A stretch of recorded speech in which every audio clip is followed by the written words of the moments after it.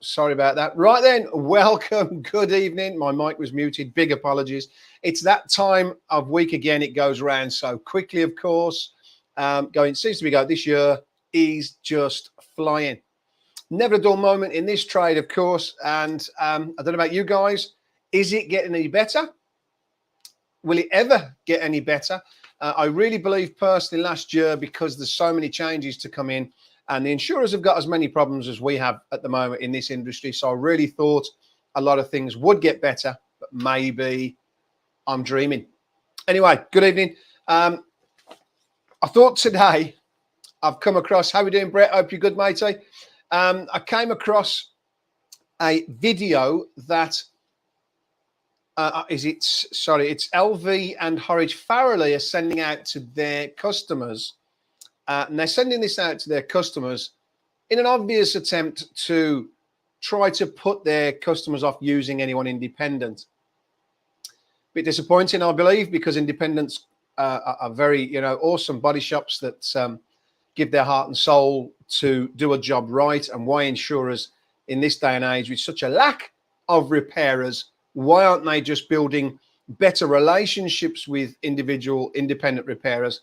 I'll never know, but that's another discussion, and that's why the Independent Social Network Crash Clinic is trying to bring us all together, ready to talk to these insurers when they are ready to do a deal with independents.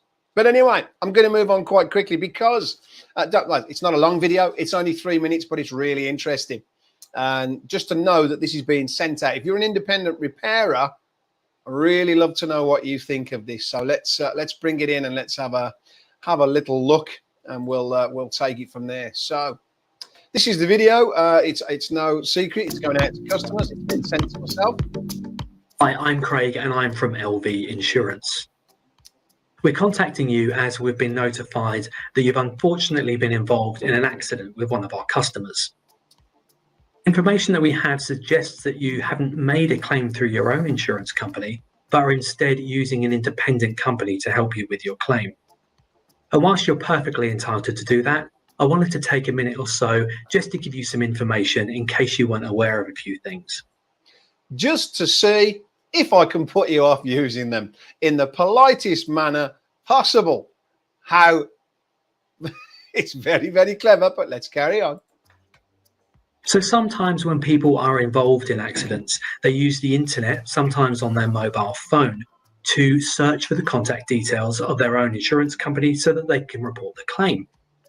They're then presented with a list of paid adverts that appear at the top of the search results, often with a click to call phone icon.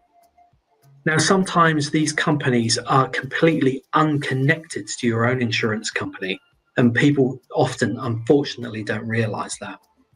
So if you think that, and often many people do realize that because they don't want to use their insurer. But anyway, let's continue. You are using one of these independent companies when you should be using your own insurance company, we suggest that you contact your insurer independent companies when you should be. Let's just I'd just like to listen to that a little bit again.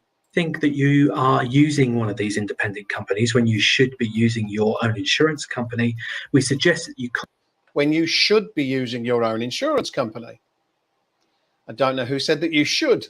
You could, I believe, is probably the right way to say that. But anyway, let's continue yet again. Contact your insurer as soon as you can to check the details. But we highly recommend that you use known contact details, for example, those on the policy documents that they sent you. Of course you do. If you have chosen to use an independent company, that's absolutely fine. But did you know that your own insurance... It's absolutely fine. But here's where we now try and sway you or tell you differently. It's actually very cleverly put together, probably by our solicitor, but it's very interesting. Poor independents. This company may still need you to report this incident to them, regardless of who was at fault for it. And if you don't report it to them, you may face difficulties later if you do find that you then need to claim, for example, if something went wrong with the process with the independent company that you're using. So you may need to claim later, basically suggesting that things are going to go wrong if you use an independent repairer again, which anyway, I'm interested in your comments, guys and girls. So let's continue. You may also find that there are benefits with your own insurance company that you won't get with the independent company, such as a courtesy car to help. You may find benefits because an insurer doesn't supply a courtesy car. All accident repair centres do. So you may, again, implying that you may not get a courtesy car is, again, very, very well worded. But again, I'm interested in your comments because this is being sent out to all of their customers. And if you're an independent, this is what they're trying to say. Help keep you mobile and guarantees on the repairs that. So apparently the insurer is giving guarantees on repairs now, but I thought it was every single garage gives repairs. And nowadays, BSI and everything else, there isn't many what I call Freds in the sheds left anymore. They're only high quality repair centres. They're all giving courtesy cars and giving, well, not all giving them, of course, most are giving. And I don't know a repair centre myself that does not give a guarantee on their work. So again, very worded naughtily to try and make out that an independent may not give you a guarantee with their work. Carried out to your vehicle. And if you're making a claim for personal injury, you should also be made aware that any independent company will often take a percentage of any damages that you're awarded as part of your contract with them. And if you made that same claim directly through your own insurer, through LV Insurance or through the official injury claims portal, there'd be no deduction at all, and you would get to keep 100% of any settlement that you're awarded. Very cleverly worded, because again, I don't think there's a solicitor out there that will work for nothing. I think most people are aware now that the third-party insurer does not pay anything towards the injury fees, so the solicitor has to take them out of the award. Now, yes, this is correct that if you go on the claims portal, the claimant, the customer, who's been injured, will get to keep 100% of their award if they can trape through all the pages and do it. I've had customers, I've seen them sat at a computer and they've sort of gone, oh, can't be doing this. So they need a solicitor. I'm pretty sure whether it's any other solicitor, Horwich Farelly won't be doing it for nothing. So again, it's a very cleverly word twisted situation that says, if you listen to the way he finishes, that if you go through the portal, the claims portal does it for nothing, but not LV and not LV solicitors. I'm really interested if there is an LV solicitor there that says, yes, we'd work for nothing. Really interested. That would be great. But anyway, that's not really an area that we're that bothered about being an independent repair centre. It's just the whole process of this video, to me, is terrible for independent repair centres. And that's what we're up against. This has been launched this year, and that's independent repair centres. There's not that many left now, of course, with so many disappearing. Or there are that many left. There's a lot of independents. But I think insurers need to be very careful on what they're going to be left with eventually. So if you're happy to keep using the independent company to make your claim, there's no need to contact us and we will deal directly with them. But if you do have concerns, we suggest you get in contact with your insurance company to discuss it further. If you'd like to talk to somebody at LV a little more, then please give us a call on 0330 678 550, or you can email us at motorclaims@lv.co.uk. Thanks very much for your time. And thank you, LV and Horwich Farelly. That, as I say, is going out, I'm led to believe, to all of LV's customers, and I'm pretty sure Horwich Farelly will have done something else to go out that's sort of twisting words against independent repair centres. Now, I think that's not a nice little thing to do, really. They're going out to these, trying to make out that independents aren't doing a good job.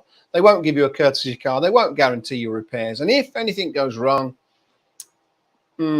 what's your opinions? Please leave some opinions in the comments. I'm interested to see. I think it's time for a video, maybe to go back out to our customers to cement why they should be using an independent. And that's something that I'm contemplating putting together via Crash Clinic at the moment, that we put a link up on Vimeo, and then when a customer comes in, just attach that link into the to the emails that you send your customers, just so they can actually see the benefits of using an independent repair centre. Because a little bit sad, really, but there you go. That's insurers for you. So again, please leave me your comments in the underneath, because I'm really interested in what you think of that. Are you an independent? Does that bother you? Does it make your blood boil? Or are you quite happy for that to happen? Would you send a video to your customers? I think it's the best way nowadays is to send a customer to explain why you should, in fact, use an independent repair center that's got more control, that's certainly going to give you a guarantee, certainly going to give you, well, not, most of them will give you a courtesy car. And because most of us are BSI approved, etc., are going to give you a top quality repair. And because we're independent, we care. So interesting. Is anyone? No, the problem is in this industry. I know there's probably people out there that are going, yeah, I want to comment, but I'm not going to because I'm too scared. Anyway, if you are too scared, I'll do all the commenting. I'm not scared to put these things out there. I think it's naughty. I think it's wrong. As I say, I think we should be bridging these gaps where LV shouldn't be trying to knock independents. There's very good independents out there. And what they should be doing is working with them, especially these next few years. Honestly, it's going to be really hard. I've been saying it. I was saying it all last year that the next few years are going to be tight. And the worst thing about it is I think it seems to be getting even worse now, right now, which is outrageous. Tracy, how are we doing? Hope you're well. Maybe get real people involved in your video, like people who have used. Oh, I like that, Tracy. That's a very good idea. And I'm sure there's plenty of them. I've got a lot of friends who've been involved in certain things that are very angry. That's a great idea because it's wrong.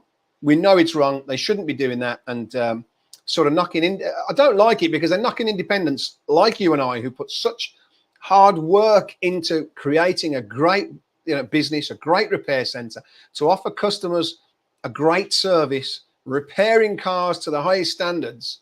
And that's what an insurer does behind your back to sort of say, hey, this is what independents are. And it's really naughty in my opinion. Anyway, Martin Bennett, let's have a look. I have to laugh at this. I have rectified for so this could go in our video that we send back for LV approved repair center repairs in the last 6 months. Why is this legal? It's unfair competition and it's effectively taking away our customers' right to choose. Yeah, Martin, well, that's great to hear, of course, because it is wrong. I do think it is wrong. But I don't think repair centers should be at war with each other. This is insurers creating that friction again. This is what they do so well. They're out there, let's face it, if you're independent, they're knocking at you. They're knocking at you because you're not an approved repair center, which is, to me, a disgrace. I've been here 35 years. I know there's people out there, been out there similar times and worked very hard. And my staff worked very hard to give out the best service, the investment, the finances we've ever put in. And this is the kind of what insurers are saying about you. I happen to know my business is a far better business than most of these insurers. We look after our customers and we want to give a great service where we know insurers aren't quite as, got a lot of stories. I've got a couple coming out in a moment about total losses where the service seems to be getting worse from insurers, yet they're quite happy to say that about independents. So maybe it's time for us to fire back with all the problems that we've got in a video to say, hey, well, I've actually put that here because I actually, I was having a bit of a giggle myself earlier where I said, great, yeah, let's have a look at it. Thanks for watching. And if we haven't put you off yet by using an independent repair center enough, no need to contact us. If you're concerned, please get in touch with us and we can book you in about 3 or 4 months' time if we have a courtesy car available. And if your vehicle's a total loss, we'll probably take about 3 to 6 months to sort you out. So, yes, and we may even put you in touch with one of our repair centers that will repair your vehicle exactly as we say. I'm not going to knock repair centers, of course, because I won't let insurers give me that friction back to an approved repair center.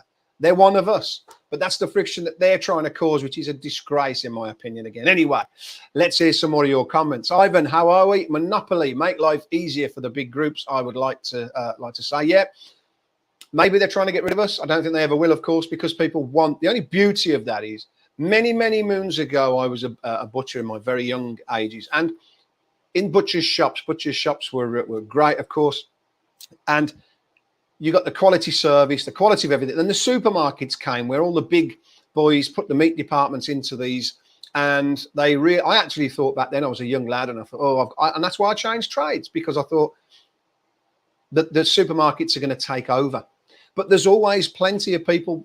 Butcher shops are still thriving. There's not as many as back then when I was a kid, of course, but there is a lot of butchers that still do well today because people want the quality of service that will always stay. And it's the same in this instance for us. It's exactly the same. Brett, we are LV approved, but they are only 10 to 15%. Overall, they are pretty good. Personally, I don't fully agree with the video as it's not actually factually correct. And thanks for that again, Brett. As I say, I would not knock any of the repair centre who does approvals. I won't do any because of the way insurers treat people. We've been here long enough that people come to us, every week because they want to use us. And that's the best sort of recommendation you can ever have. But I would never knock and approve. If you choose to do some approved work, fantastic. But again, see that, Brett? They try to create friction between us because we would argue if I'm going to sit here and slag off approved repairers, I'm really slagging off someone who's a competitor. I don't think we're competitors. There's plenty of work to go around. But, we're in the same industry and it's wrong, but that's what they're happy to create. This is this year when we know there's a lack, there's the demand for repairs is outrageous. Approved repairers are, booking things in 3 and 4 months down the line. And they're still knocking at independence. Why? The threads in the sheds. And yes, there was some bad repairers many, many years ago. I don't think we've got many around nowadays because the industry is so, it's expensive. There's a lot of training. The cars are moving on. It's a different beast right now. And I keep saying this, that I think we're a complete league different to what we were 20 years ago. There has to be middle ground we can find together. Brett, this is what I'm fighting for. This is what I keep saying. Why are these insurers doing that? I don't get it. Like I've said to you before, I've been here for 35 years and one of the best repairers in the Midlands, prided on it for a long time. At one point, we had every single approval under the sun. Not once did any insurer ever come to us and say, hey, we know you're a fantastic repair centre. I mean, we were the repair centre for Farrely and PLC for 16 years, churning out, so much quality work. Never once did an insurer. Farrely found us and came to us and said, we've heard you're really good via the, through the grapevine from some engineers, and we want to use you for that reason. Never have I had an insurer in 35 years ever come and say, I'd like to use you so our customers get a really good service. Never. And you know why that's not going to happen? Because I won't do the work for nothing. We deserve to be well paid for what we do. And that's the reason I stand up for our staff, for our businesses. So, but it's a shame now. There's got, like you just said, there has to be a middle ground.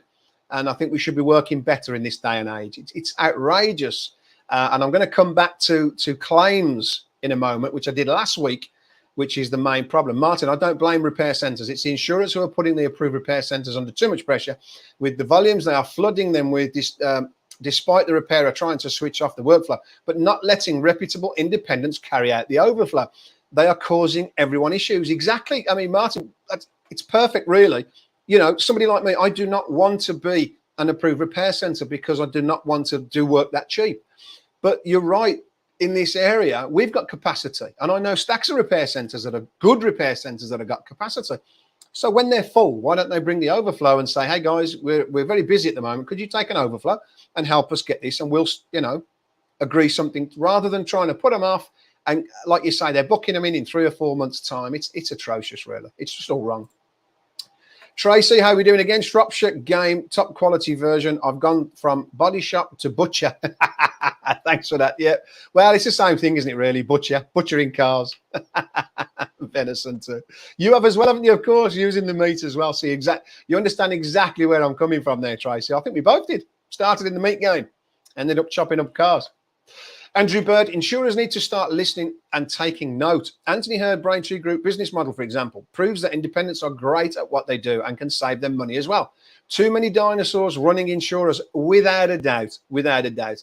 Anthony's connecting some independents, which is fantastic. We're trying to do not the same thing, but for me, it's just to bring everyone together to have that same voice. Anthony wants you to join his group and work with him. Fantastic, but it just shows there are so many great independent repair centres out there. If I was an insurer, I would want to have a connection with them all. I'd want to know who's the great ones, who are the the bad ones, who are the better ones. And if I had an overflow, I'd want to be using them. But like I've said to you, in 35 years, no one has ever come to me and said, hey, I hear you're a great body shop. We'd like to work with you, because it's not going to happen. Yes, Farrely did, because they wanted their work carried out quickly and you know, they want it right first time. And a lot of manufacturers have, because they want their cars. But now the manufacturers have changed from 20 years, because they all seem to have little accident management groups running them that want that massive cut. So there's no money in our industry, because the middleman always gets it. And this is part of why Crash Clinic's here. I'm developing some software and some other stuff. We do not need a middleman. We do not need it. And that the money deserves to come back to us. But anyway, moving on from that, we've all seen the video. We all think it's, you know, horrible that it's been launched this year. I'm going to bring another video out. Well, it's a podcast actually from the Davis Group, which I've also come across now, which is talking about claims this year. And I find it really interesting that I'm just trying to break it down, because it's 30 minutes. I don't want to do a 30-minute podcast. 3-minute video was fine. But this is also talking about what they're anticipating doing with claims this year. And guess what? Yes, you guessed it. It always comes back to the repair centre. So it's, let's grab the claim as quickly as you can to get it into our own repairers. They're busy enough anyway. They can't cope. There's already 3 or 4. So that's not the answer. The answer is look after your customer, give them a good service, get their car repaired properly. But they don't seem to see it in the same manner that we do. Now, I was talking about, you know, I put something on last week, the week before, about a claim where a lady had an accident, and I may even still have the picture of this, which I think is outrageous, because the claim came to, yeah, that's the one. The claim came to £75,000 because 2 insurers were arguing over who was at fault. The claim, you can see that there. Any one of us guys, independent repair centres, come on, how much is that going to cost to repair? Can't quite see if the door's bezel, it need a new door. I don't think it did. If it didn't, you know, let's face it, £2 grand, £2.5 grand maximum on that car. Even if it needs a new door, maybe 3.5. There's nothing more than that on that job. The lady herself thought it was a £300 job and thought it was a couple of weeks job. Probably is. She probably knows more than the insurers. But they squabbled over it for so long. It cost £75,000. That was insurer to insurer. So to me, I could keep saying this, the process is what's wrong. It's the insurers costing themselves money. You know, the expertise there just needed one person to say, hey, it's their fault or it's my fault. Or even if what they should have done there, he said, look, it looks like it's going to be your fault. So let's do this in a different manner where you pay for it and we'll sort it out at the end, but we'll get it dealt with ASAP. The claim should have been in, done. One of them should have took the responsibility on a without prejudice basis. And then they should have at the end, let's face it, it probably would have cost, they'd have been arguing over £5 grand then.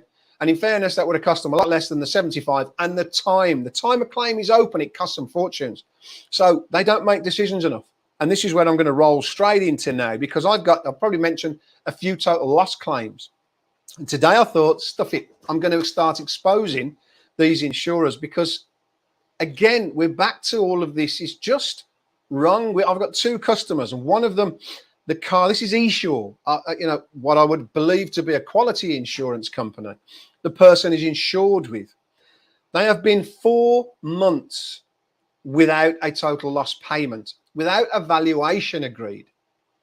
I've been involved in it, and the engineer's trying to agree the value. And the value, I think they've offered them something like £4,000 under what the car is actually worth.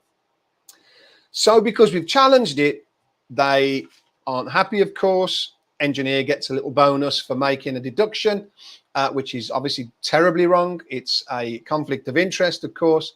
So in the middle of that now, the minute you put that claim is now stuck. So now the engineer won't agree the valuation.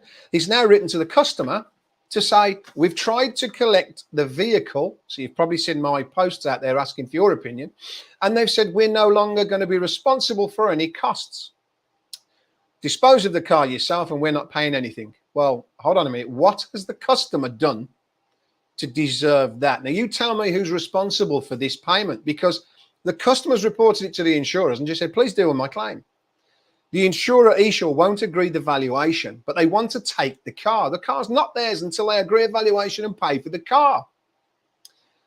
or at least agree the valuation so it can be taken. At the moment, the car belongs to the customer. The customer's had a crash, is insured, done the right thing, called someone to take the car because it's unroadworthy, it's a total loss.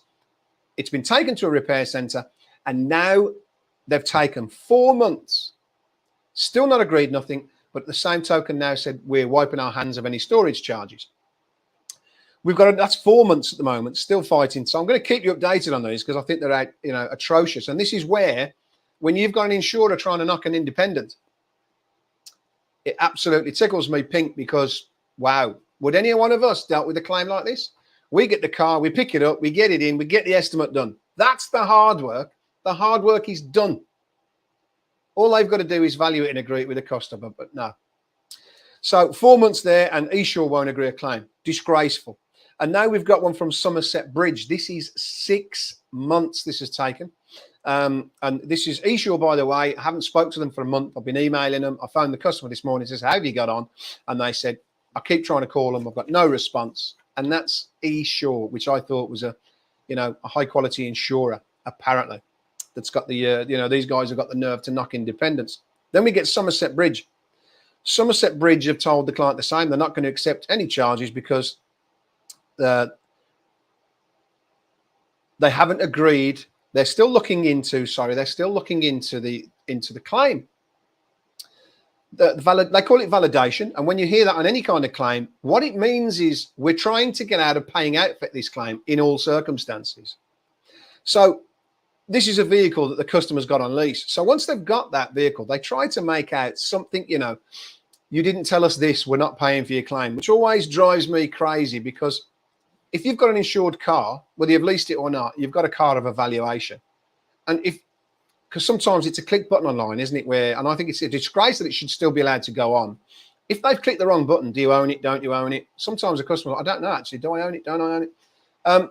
But there's still an item that's been valued there to be paid out for, but the insurers are just trying to get out of paying for it. Anything they're looking at. But the worst part here is the email came in today and it is 6 months. The accident happened 6 months ago. And they said to the customer, we are not going to be responsible for any storage charges or etc. because we're still looking into the validation of the claim. 6 months on, what has that got to do with the customer? Someone tell me, because I just think it's, again, an absolute disgrace. Now, when we're looking at the cost of claims overall, I'm going to keep exposing problems on this channel, and all the problems are coming from the insurer's incompetence, from the insurer's bad claim handling, from the insurers, and the basis of it is not making a decision. Who's at fault? What's the valuation? These are all just decisions to be made now where, some of us sit there and think, are we going to be replaced by computers? Well, I'm pretty sure a computer could probably do a better job than an insurer, in my opinion, but it's just a decision. And if you can't make it, pass it on to somebody who can, because it's claims, the longer it's open, it costs everybody money. This is the 2 claims there. One's 4 months, one's 6 months. As anybody, I know we've got that one I've just shown you that managed to make the newspapers. That was a year. Is this acceptable? And where's the FCA? Why isn't the FCA standing in? I know many years ago, what used to happen on the claims process was sometimes if you couldn't get if an insurer couldn't get the details of somebody that you just had a crash with, they were given 14 days notice to write to their insured and to get an answer from them. And if they didn't get the answer, they were forced to deal with it on a without prejudice basis, or just to deal with the claim because they're getting no response. Let's face it, a lot of people, what still happens in the claims today, they've had an accident, they're at fault, they don't respond to their insurer. So why should the insurers be allowed to drag out these claims? Because the more they drag them out, the more money they cost. Now, trust me when I say this, if the insurers could tidy up their own housekeeping, the money that would be saved would be astronomical. And I'm talking astronomical, because this isn't a one-off. I'm not bringing to you the odd problem, the odd claim, because, we deal with claims. This happens daily by the tens of hundreds, I would have thought, in this industry. Now, they are more bothered fighting this than agreeing this claim. I'm going to use that one that was, the year 75,000. Somebody could have settled that claim at $5,000, and then they would have been arguing over $5,000. Would have saved them both the claim being open for that whole period. saved them fortunes being on their system as a claim. Let's face it, that would have saved £70,000 between the two insurers. But they're too busy with their silly arguments and their pettiness, not making decisions. Where do they try and save the money? Yep, the repair centres. So they've already realising that they're making errors on their decisions, and they're now saying that's two claims where they're saying they're not paying for the recovery, total loss, storage. Well, they'll pay the total loss, of course, at some stage. But now, who's going to pay the total loss and storage? The repair centre's got no choice but to say to the customer, it's the customer who's, had the car brought in, and the embarrassment now, the insurer's got to go, the repairer's got to go, you owe us this money. And this is where, again, I think I can't wait to take one of these to tasks. I did tell you this year, I'm going to take it to task. I'm only going to share the information with our users, of course. So it'll probably be actually on the site when I share that information. But who is responsible? I'm sick of hearing it. It's not once or twice. This is happening a lot at the moment. And I want to take it to task so we can prove if an insurer is responsible. He can't. The customer's insured. He has a crash. He does the right thing. He calls the repair centre to get it off the road, get it in for them. No point calling the insurer. They've got 3 or 4 months backlog. So an independent gets this car in, and because of their own incompetence of dealing with the claim, there is a bill they don't want to pay for. But why don't they just deal with it quickly and efficiently? Quite simple. Even down to the value of the vehicle there. There's 2 cars. One of them is a few grand, which is terrible. The Esure claim is arguing over about 4 grand. The other one is just who owns the car. I've seen the questions. Who owns the car? Who's driving it? And can have a copy of your driving license. So I've spoken to the customer, and she said, well, only I drive it. Here's my driving license. And I don't know what they're on about. So I'm like, they're just looking for a way out. But it's been like 3 or 4 months. So there's a vehicle incurring charges and costs. And it's not this poor customer's fault. Why didn't they just, let's face it, how long does it take you to validate a claim?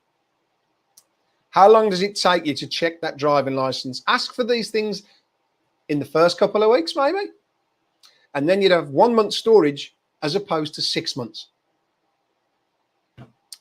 I'm just proving their negligence, in my opinion, on the way they handle claims and the way it costs this. So please just imagine this 10 times, 20 times, 100 times, 1,000 times, how much it's costing this industry.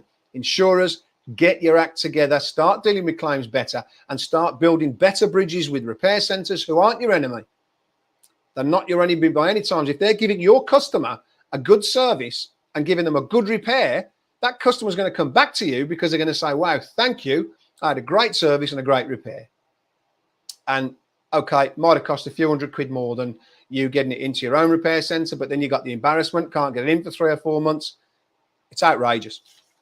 What is the answers? When are we going to fix them? And if anyone's got any sort of things, any ways of fixing things, I'm really interested to hear your opinions on how we can make things better in this industry. And right, last one I'm going to leave you with. I did tell you last week to check your business rates. I only fell on this because I had a payment that had gone through, but the Birmingham Council thought the payment hadn't gone through. They wrote to me to say, the normal, we're going to incur charges and we want you to pay the whole thing in full because you didn't pay this. So I looked and I said, I did pay it. There's the payment, blah, blah, blah. So I phoned a woman up because I'm not taking the chances. Because at the moment, the revenue, the councils, the government, they're vicious at the moment. They're so desperate to get money in. Just remember that, guys and girls, when you're dealing with people, of course. So in speaking to the lady, she said to me, oops, your rates have over doubled. I was like, really? And she went, oh, yes. And luckily, I asked a couple of questions. And then she said, you need to challenge this pretty quickly. I said, how do I do that? She'd go online, send them an email, and they'll send you a form. And I had this today because I thought I am actually in the middle of doing it. But I was like, wow, it is true. Now, this just blows your mind as well. These are things that we all have to deal with. If you've got a repair centre, you've got rates, you need to get on this. So I got this today from, because I've got lots of different sources that send me emails. This is a business thing that I've got. It now says, now is the last time to secure your savings on your rates. And this is about possibly receiving a rebate. But it actually says here, NB, the Valuation Office has placed a deadline of the 31st of March 2023 for all 2017 rating list appeals to be lodged. So they're cutting off your, this lady told me that if we don't get it in by the 31st of this month, we can't challenge the increases, which I'm really shocked because like it says here, the government are increasing on the 1st of April, and the increase is set to be unprecedented when it's announced later this month. So you need to get your appeals in because they only give you so long to, to challenge it, but they don't tell you that it's gone up. They don't write to you and say, hey, by the way, your rates have gone up. Or they don't tell you quick enough. And by the time they've told you, this woman said to me, you better be quick or you're going to miss the deadline to get you challenging your appeal. So I put my appeal in, and they have given me, I think it is to the end of this month to get the appeal in, or otherwise they won't look at the appeal. So basically your rates are going to go up. And if you miss the appeal, check and make that phone call. It's one phone call to say, can you tell me, have my rates gone up? Because everything's gone up enough as it is. We've got to look at every overhead. So I'm just sort of crying out to repairers. We've all got, businesses with, quite sizable premises usually. So make that call, check your rates, ask them if yours have gone up. And then if they have, make the appeal. I've done mine myself. You can get people to do it for you. I did that once many years ago and got stung because they kept charging me every year then for 5 years. I tried to. I challenged it and luckily won the court case. But yeah, I'm going to do this one myself because of that. I'm just going to write to them and say, why have my rates gone up? Please let me understand it, and because I disagree with it, and then we're going to take it from there. Do yours as well, because it's a bit of a nightmare, and it can be a lot of money. And what they've done, which is ironically hilarious, which and I don't know whether again this is like a kind of thing insurers would do. They've written to me to say the amount payable by me this year is a massive deduction. So I'm like, hey, you've just told me my rates have gone through the roof. Why have you given me a massive deduction? And they've called it a rental discount and some transitional relief for the period. But I then realised it and thought, it's quite clever, really. You've just doubled my rates, over doubled them. So you've now given me a reduction so I pay it and shut up. Then I missed the deadline to challenge it. So then my rates are, quadrupled for the next few years. So again, I hate it when people do these nasty little tricks. Check your rates. That's all I can say to you. Anyway, Brett, before we finish, my mindset is slightly different, I suppose. I came from a car sales background where we spent most of our money on advertising, not knowing when the phone was going to ring. I know our industry is pretty broken, but we're happy to have plenty of guaranteed work. We know all the problems that come with it, but it still makes us profitable and has allowed us to grow from 1 site to 3 sites pretty quickly. I agree there needs to be change, but many other industries are struggling to find any work at all. Brett, I want to pop and see you anyway. Fantastic. And I know you're doing great opening a few sites. Hope it all works out for you. There's a site just behind me was an insurance approved repair centre. I moved in here when he was in. There was 2 of us on the back of each other. I was a non-approved, he was an approved, and I think he was approved for Royal Sun and had been for 10 years. A new body changed because I got to know him very well. He was a lovely chap, JC Salts. A new chap came in and took over in Royal Sun, and they didn't even give him they did give him notice. I think it was about a week. They just decided they weren't sending him any more work, and he'd looked after them for something like 10 years. He closed the doors. He was that angry about it all because all his eggs were in one basket. So there's another thing. Just be very careful when you put your eggs in one basket and you're opening new sites and all this guaranteed work. Only takes 1 member of staff. There is no loyalty in an insurance company. So just make sure you've got yourself a signed contract, and there's no get out clauses, because that's the biggest worry, of course, because he had them signed and he was so annoyed by it all because insurers don't care. They just kicked him into touch and he dealt with them for years. Anyhow, I'm still here many, many years after because I don't have any approvals. If it's the right way, wrong way, it's what works for you. If you can make money doing approvals, fantastic. But at the end of the day, what I'm saying is there's no need for insurers to be knocking independent repair centres who work so hard to do a great job. Brett, you're an independent repairer as well. You're not, although you've got some insurance approvals, you're still an independent repair centre. So it's quite, one other insurer can knock you up for being independent. It's wrong. It's totally wrong. They should be working with us all and trying to bridge these gaps. You've started, I think you're quite a new repair centre, Brett. You're doing well. You're doing a great job for the industry and for customers. I don't look at the insurer as the customer. I look at the people who've had crashes. And if you're doing a great job for them, then insurers should be talking to you. Anyway, guys and girls, don't want to go on too long. I didn't want it to go on that long tonight. We'll cut to you next week with some more interesting news. And it's quite interesting to see who are we blaming when insurers are taking so long to deal with a total loss claim. I'd also love to know, have you had any dealings with a total loss, the similar kind of thing where it's been in your yard for so long, where an insurer's not agreeing the valuation with the customer?